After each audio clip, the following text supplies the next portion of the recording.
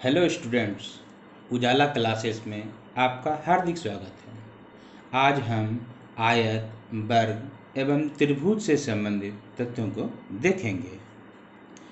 सबसे पहले हम आयत के बारे में यह जानेंगे कि आयत की आकृति होती कैसी है और इसमें क्या क्या आता है। तो सबसे पहले मैं आयत के चित्र को मैं यहाँ पर दिखाऊंगा।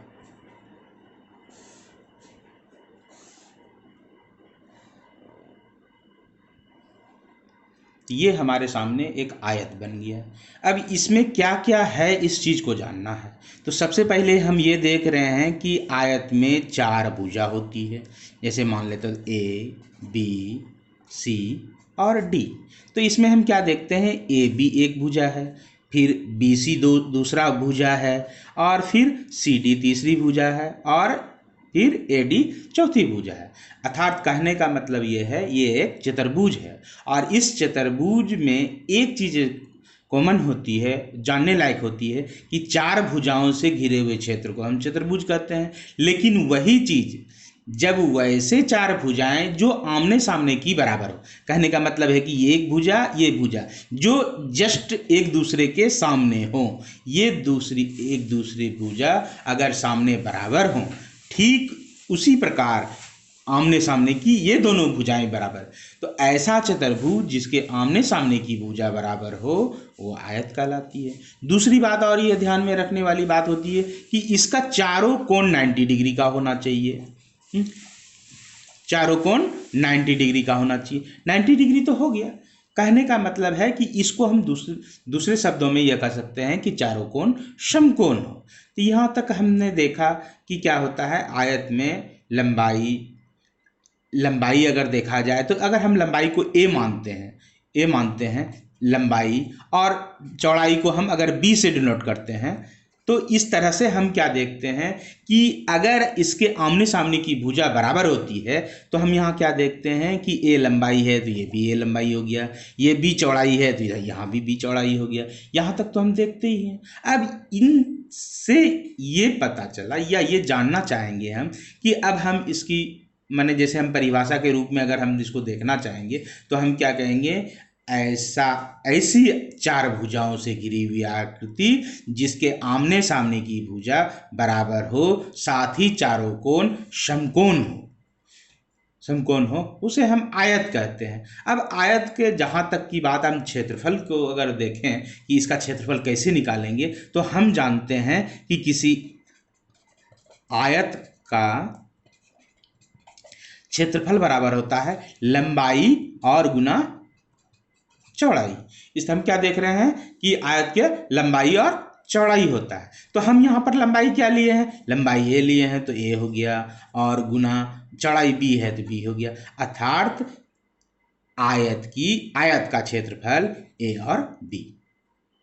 अब हम एक चीज़ ध्यान में रखना चाहिए कि ये सबसे बड़ी बात होती है, जब हम किसी लंबाई या चौड़ाई को लेते हैं तो इसका मात्रक मीटर होता है, सेंटीमीटर होता है, किसी चीज़ में होता है। तो ये जब हम क्षेत्रफल निकालते हैं तो जैसे हम ए लिखें, ए मीटर लिखे, इसमें मीटर अगर हम जोड़ते हैं तो यहाँ मीटर स्क्वायर यानी कि वर्ग मीटर हो जाता है। इस तरह से हम क्या कहेंगे कि आयत का क्षेत्रफल लंबाई गुना चौड़ाई वर्ग मीटर हो गया। अगर मीटर में लेते हैं तो हम क्या कहेंगे, वर्ग मीटर, और सेंटीमीटर में लेंगे तो वर्ग सेंटीमीटर।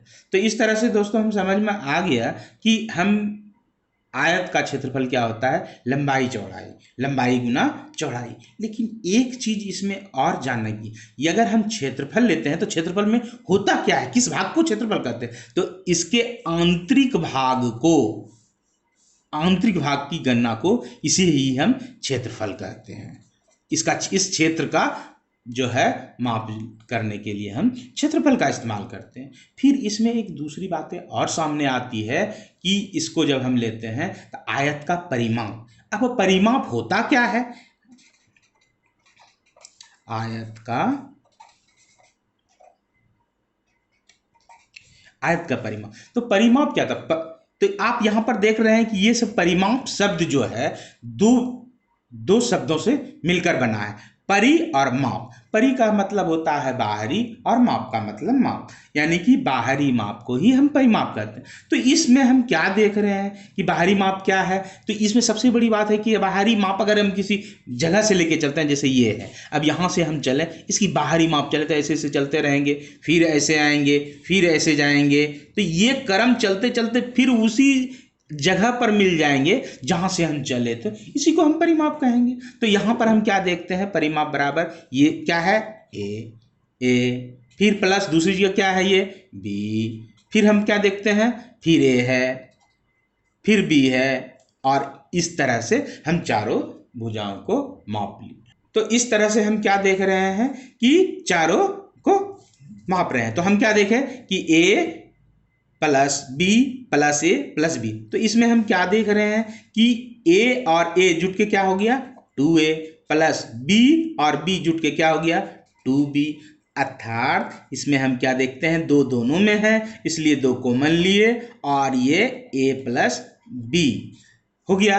अर्थात दोस्त क्या हुआ, इसका आयत का परिमाप बराबर क्या बन गया, 2 इंटू लंबाई प्लस चौड़ाई, क्योंकि हम a को लंबाई से देखते हैं और b को चौड़ाई से, यानी कि 2 इंटू लंबाई प्लस चौड़ाई, ये हमारा परिमाप निकल गया। तो इस तरह से हम ये देखें कि आयत का क्षेत्रफल क्या होता है, लंबाई गुना चौड़ाई। अब फिर हम क्या देखें, आयत का परिमाप देखें, 2 इंटू लंबाई प्लस चौड़ाई। 2 इंटू लंबाई प्लस चौड़ाई हुआ तो क्यों हुआ दोस्तों, आप इसमें समझ गए क्यों, क्योंकि हम ये कहते हैं कि आयत का परिमाप बराबर क्या होता है, चारों भुजाओं का योग, अर्थात उसके बाहरी मापों को हम परिमाप कहते हैं। तो इस तरह से हम देख रहे हैं कि धीरे धीरे धीरे धीरे धीरे जो है हम चारों भुजाओं को मापे, तो उसमें हम क्या पाए कि आमने सामने की भुजा बराबर है, अर्थात 2a प्लस 2b, यानी कि 2 लंबाई प्लस 2 चौड़ाई। तो इसको हम कह सकते हैं 2 इंटू लंबाई प्लस चौड़ाई। अब ये चीज़ देख लिए। अब फिर से मैं एक चीज़ और इसमें देखना चाहता हूँ, क्या आयत में केवल लंबाई और चौड़ाई ही होता है और कुछ नहीं होता? नहीं दोस्तों, हम ये देखिए, ये अभी आपको एक आकृति बनाता हूँ, इसमें देखिए एक और चीज़ें भी होती है। इसको हम ये देखिए, ये आयत बन गया। अब इसमें देखिए तीसरी भुजा ये जो है, इसको हम डॉटेड द्वारा दर्शाए गए हैं, इसको हम विकर्ण कहते हैं।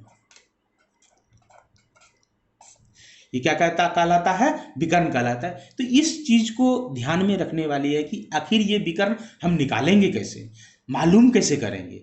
तो ये दोस्तों हमेशा याद रखिए, ये क्या बताए थे हमको, आपको बताए थे कि लंबाई होता है, लंबाई को a से डिनोट किए थे और चौड़ाई को किससे डिनोट किए थे, b से किए थे।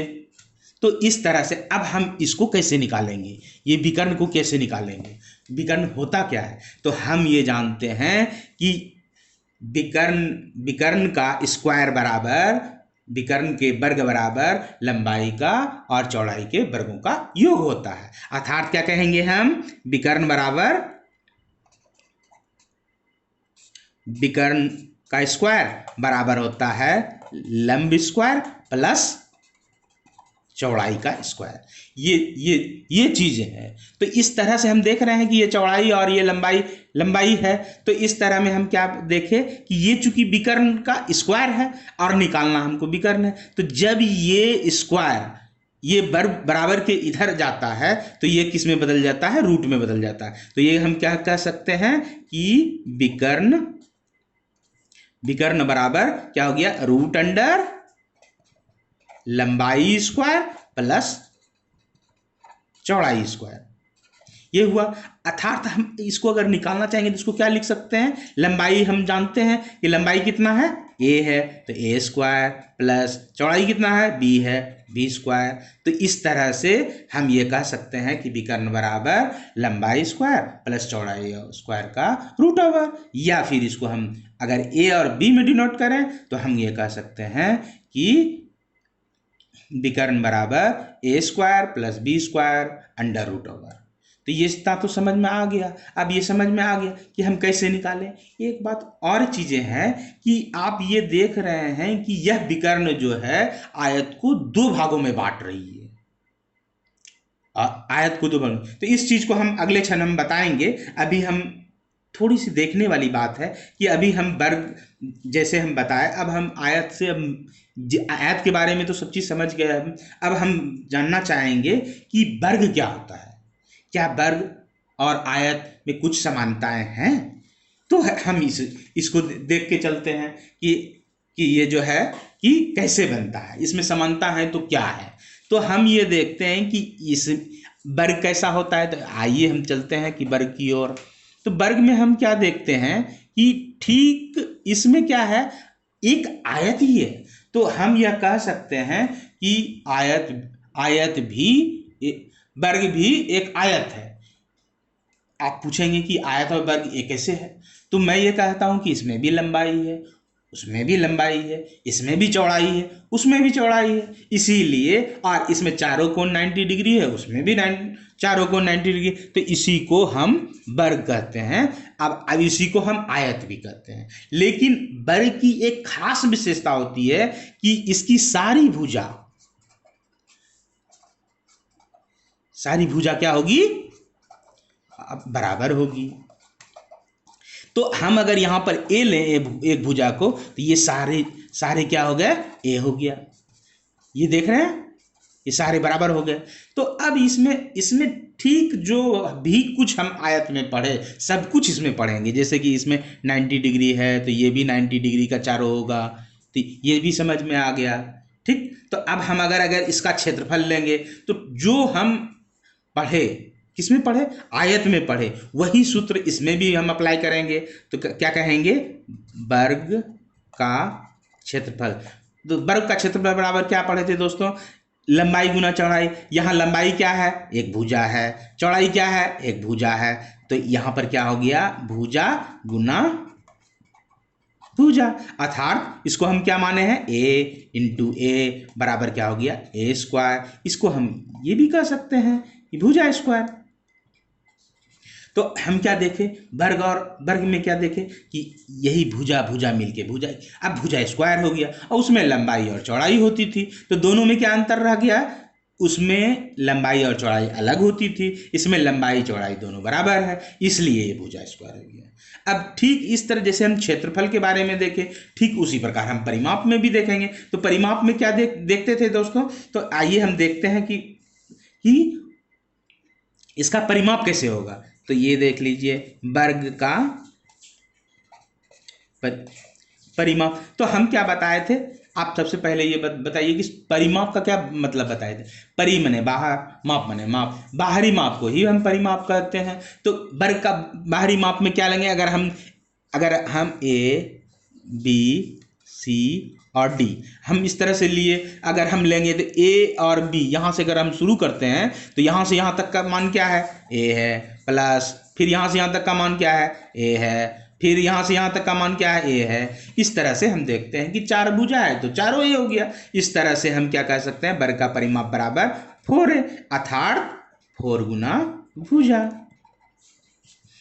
तो ये हो गया परिमाप हमारा तैयार। तो हम यहाँ देखें कि आयत और इसमें दोनों में कोई अंतर नहीं। आयत में क्या था कि लंबाई और चौड़ाई अलग अलग थी, इसमें चारों भुजा समान थी, इसलिए सीधा 4 ही हो गया। तो इस तरह से हम देखें कि वर्ग का परिमाप हमारा क्या हुआ, 4 इंटू भुजा। तो यहाँ तक तो ये हो गया। अब हम तीसरी बातें अगर हम देखना चाहेंगे, अभी हम बताए थे कि जैसे हम वर्ग बनाए, ये लीजिए, जैसे वर्ग को हम जो लिखे थे, वर्ग बनाते हैं फिर से।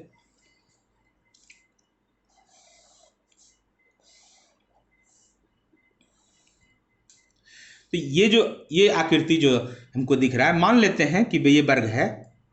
तो वर्ग है तो इसमें क्या है, ये चारों भुजा बराबर होगी, इतना बात तो थे। क्या इसमें विकर्ण नहीं हो गई, बिल्कुल होगी। तो इसमें भी हम विकर्ण कर सकते हैं। तो ये सबसे बड़ी बात ये है कि विकर्ण हम निकालेंगे इसमें कैसे, तो जैसे उसमें निकालते थे ठीक उसी प्रकार निकालेंगे। तो वर्ग का विकर्ण यानी कि विकर्ण बराबर क्या हो जाएगा, तो यहां लिखिए, विकर्ण बराबर क्या होगा, रूट अंडर ए स्क्वायर प्लस बी स्क्वायर होता था, तो यहाँ ए स्क्वायर प्लस ए स्क्वायर हो जाएगा, होगा ना। क्यों, क्योंकि हम बताए थे कि विकर्ण का स्क्वायर बराबर यहां पर क्या हो जाएगा, भुजा स्क्वायर प्लस भुजा स्क्वायर होगा। अब विकर्ण बराबर हो गया भुजा गुना भुजा, ए माने है तो ए स्क्वायर हो गया, इसका भी ए ही मान है, यानी कि चारों बराबर है तो इसमें हम क्या लिख सकते हैं, रूट अंडर रहेगा ही, ए स्क्वायर प्लस ए स्क्वायर यानी कि 2a स्क्वायर। तो अब हम ये जानते हैं कि जैसे ही किसी रूट पर स्क्वायर आता है, यानी कि रूट का मतलब जो अंदर में 2 बार उसी चीज से गुणक हो वो बाहर निकल जाता है। अर्थात हम इसको कह सकते हैं कि a√2। तो ये हुआ, यानी कि इसको हम दूसरी भाषा में क्या सकते हैं, √2 गुना भुजा। तो इस तरह से हम क्या निकले यहाँ पर, तो अगर हम कह दें वर्ग का विकर्ण बराबर क्या होता है, √2 गुना भुजा या भुजा गुना √2, दोनों सेम होती है। तो इस तरह से हम क्या पढ़े कि क्या क्या पढ़े दोस्तों, ये चीज़ हमको ध्यान में रखना पड़ेगा। तो हम यहाँ पर देखते हैं कि आयत का क्षेत्रफल पढ़ लिए, वर्ग का क्षेत्रफल पढ़ लिए, आयत का विकर्ण पढ़ लिए, वर्ग का विकर्ण पढ़ लिए, आयत का परिमाप पढ़ लिए, वर्ग का परिमाप पढ़ लिए। ये सब चीज़ तो हम देख लिए कि कैसे एक दूसरे से संबंध है। क्या त्रिभुज का भी संबंध इसी तरह है? तो मैं दोस्तों कहूँगा कि आप ध्यान से देखिए, आपको वर्ग में भी एक त्रिभुज नजर आएगी और आयत में भी एक त्रिभुज नजर आएगी। बशर्ते ये देखिए, मैं आपको आगे बताता हूँ कि कैसे इन दोनों में दिखता है। तो मैं यहाँ पहले सबसे पहले आयत को बताता हूँ। तो यहाँ देखिए,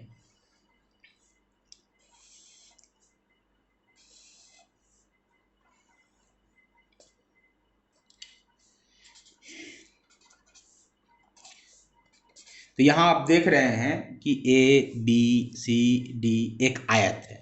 तो इसमें हम देखते हैं कि छोटा छोटा डॉट डॉट में जो हम दर्शा रहे हैं, ये क्या है, विकर्ण है। अब विकर्ण में सीधी सी बात है कि इसमें विकर्ण है, तो यह विकर्ण डिनोट, अगर ये एक भाग को अगर हम लेंगे, ध्यान से देखिएगा, ये भाग और ये भाग, ये जो डबल डबल लाइन हम किए हैं, इसको देखिए, क्या ये कि त्रिभुज की आकृति नहीं बनती है? तो सीधी सी बात हम ये कहते हैं, त्रिभुज किसे कहते हैं ये जान ले। तो सबसे पहले हम यही कहेंगे कि 3 भुजाओं से घिरे हुए क्षेत्र को हम त्रिभुज कहते हैं और 4 भुजाओं से घिरे हुए क्षेत्र को हम चतुर्भुज कहते हैं। तो आयत में एक बात हम ध्यान में देने लगे, आयत के चारों कोण समकोण हैं, लेकिन जो 2 कोण निकल रहे हैं, 2 कोण, उसको हम क्या देख रहे हैं, जैसे अगर हम डी कोण और बी कोण के बारे में करें तो ये देख रहे हैं कि यह भुजा जो है इन दोनों कोण को प्रतिच्छेद कर रही है, माने कम रही है, यानी कि ये निश्चित रूप से 90 डिग्री नहीं है। लेकिन अगर हम इसको कहेंगे तो ये क्या कहेंगे, ये एक 90 डिग्री है। अर्थात जो त्रिभुज बनी है वो कौन सा त्रिभुज बना है, समकोण त्रिभुज बना है। तो हम अगर त्रिभुज के बारे में जानना चाहें तो हम त्रिभुज के बारे में जानते हैं। तो एक मिनट, त्रिभुज का क्षेत्रफल बराबर कैसे मालूम करेंगे कि त्रिभुज का क्षेत्रफल कैसे होगा? तो हम क्या जानते थे, सही सीधी सी बात है कि ये आयत है ना, आयत का अब अगर हम देखें तो आयत का क्षेत्रफल क्या होता है, लंबाई गुना चौड़ाई। लेकिन यहाँ पर हम क्या करते हैं, ये विकर्ण के माध्यम से इनको 2 त्रिभुज में हम डिवाइड किए, अर्थात आधा ये आधा ये, आधा आधा भाग में। तो कहने का मतलब ये हुआ हाफ इंटू लंबाई गुना चौड़ाई। तो इसमें हम देख रहे हैं कि हाफ गुना लंबाई गुना चौड़ाई। तो अतः हम कह सकते हैं कि त्रिभुज का क्षेत्रफल क्या होता है, हाफ गुना अगर इसको a मानते हैं, इसको b मानते हैं, हाफ इंटू AB, अर्थात AB बटे 2 या हाफ गुना आधार गुना चौड़ाई। तो इस तरह से हम देखें कि त्रिभुज का क्षेत्रफल कैसे बनता है। अब अगर त्रिभुज है तो त्रिभुज में एक और गौर करने वाली बात यह है कि जब भी हम त्रिभुज लेते हैं तो देखिए ये त्रिभुज है, जो आपको आकृति अंदर बन रही है कुछ इस तरह से बन रही है। यहाँ 90 डिग्री है, बी सी और ये डी। तो इस तरह से सी कोण क्या देख रहे हैं हम कि 90 डिग्री है, सी कोण 90 डिग्री है, अर्थात यह क्या बन गया, ये तो इसमें हम क्या देख रहे हैं कि बी सी की रेखा क्या है, बी सी रेखा बी है, इसकी चौड़ाई बी है, और डी सी कितना है, ए है। अगर हम इसको हम क्या कहेंगे, अगर हम वर्ग या आयत लेते हैं तो इसको क्या कहते हैं, विकर्ण कहते हैं। लेकिन अगर हम इसको त्रिभुज लें तो 90 डिग्री के सामने वाली भुजा को हम कर्ण कहते हैं, कर्ण कहते हैं। तो अब दोस्तों सबसे बड़ी बात यह है स्टूडेंट कि इसमें हम कर्ण आया, तो अब हम कर्ण को कैसे निकालेंगे? क्या ये कर्ण का अलग सूत्र होता है? नहीं, जो मैंने आयत में पढ़ा, जो मैं विकर्ण का वर्ग में पढ़ा, उसी चीज को हम यहाँ पढ़ेंगे। तो उसमें क्या पढ़े थे हम, वहां पर विकर्ण पढ़े थे, यहाँ कर्ण हो गया। तो यहाँ पर क्या कहेंगे, कर्ण स्क्वायर बराबर हो जाएगा लंब स्क्वायर प्लस आधार स्क्वायर। यानी यहां पर हम क्या देख रहे हैं कि कर्ण तो कर्ण है ही, कर्ण स्क्वायर बराबर लंब क्या है, बी है, तो यानी बी स्क्वायर प्लस आधार क्या है, ए है, तो यहां पर क्या हो जाएगा, ए स्क्वायर। तो यहां पर हम क्या देख रहे हैं कि स्क्वायर है, उस उधर जाएगा तो क्या बन जाएगा, रूट में बन जाएगा। तो यहां पर क्या हो गया, कर्ण, यानी कि कर्ण बराबर रूट अंडर ए स्क्वायर प्लस बी स्क्वायर। इसको इधर उधर कर सकते हैं, अर्थात क्या हो गया, कर्ण स्क्वायर बराबर, कर्ण बराबर क्या हो गया, रूट अंडर लंब स्क्वायर प्लस आधार स्क्वायर। ये इस तरह से हम समझ में आ गया कि हम कैसे कैसे इसका निकालते हैं। इस तरह से समझ में आ गया आपको दोस्तों। तो मैंने यहाँ पर आपको क्या क्या पढ़ाया, इसके बारे में थोड़ा सा देख लें कि मैंने इसमें पढ़ा तो क्या क्या पढ़ा है। तो सबसे पहले मैंने क्या पढ़ा, आयत का क्षेत्रफल पढ़ा, आयत के बारे में जानकारी ली, फिर वर्ग के बारे में जानकारी ली, फिर त्रिभुज के बारे में जानकारी ली। त्रिभुज है तो क्या है, आयत है तो क्या है, वर्ग है तो क्या क्या है।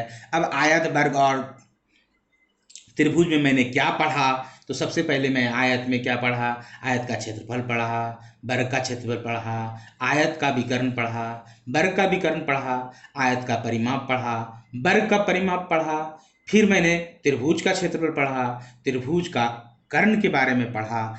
इस तरह से ये पढ़ा। उसके बाद सीधी सी बात ये भी मैं आयत और वर्ग का विकर्ण भी पढ़ा कि कैसे हम इसको निकालेंगे।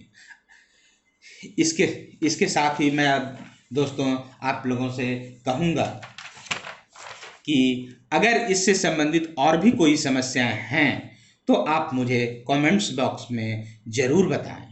साथ ही यदि किसी अन्य चैप्टर से संबंधित कुछ समस्याएं हैं तो भी हमें ज़रूर बताएं। मैं कोशिश करूँगा कि उसका भी वीडियो आपके सामने लाऊं। इसके साथ मैं आप लोगों का धन्यवाद।